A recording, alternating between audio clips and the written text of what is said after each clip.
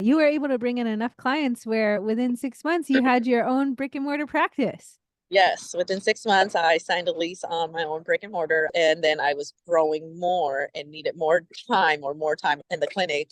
So I went ahead and signed a lease on my own and have been able to maintain a full schedule for the most part. And in the meantime, I continue to do workshops, not as frequently, but they were a good way for me to bring in clients. You were doing, goodness, I think maybe three a Yeah, month at one for a point, like bit. 3 workshops a month. Yeah, It yeah, was that was a insane. lot. But you got great lift off in your business. And because you did some workshops, that led to other workshops. Or if I remember correctly, there were a YMCA, there was a few places that wanted to have you back, whether it was because workshops sold out or you needed to add in a second day sometimes Mhm, because workshops sold out.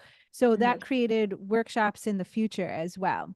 That's right. That's right. Yeah. Some of them invited me back. And for some of the workshops, I created kind of like a series of like, okay, we do this. And then the Mhm. next workshop, we're going to build on this first workshop. Yeah. So I've done free ones and paid ones.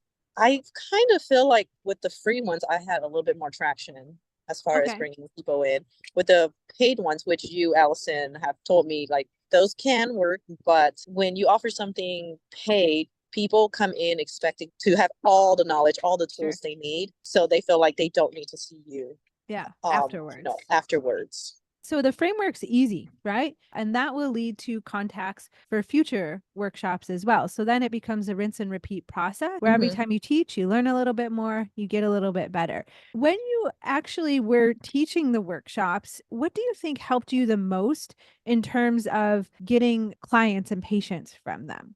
Speaking to their needs, basically Hmm. how this affects their life. And this is something you taught me really well. It's not just about get pain free. Or It's more anatomy? about, Mhm. right. It's not about anatomy. It was more about their life, why this is important to them. Like, stop leaking. Yes, I'm going to help you stop leaking, but why? It was getting to the, I'm going to help you stop leaking so that you can get back to working out, doing that exercise. You can get back to running, or you can jump around on a trampoline with your kids. Mhm. So it's speaking to the person and their life and how it's going to improve their life, their quality of life. Yeah, I love that because that makes all the information so valuable for them and it'll help the marketing a ton as well, which will help get more people in the workshop.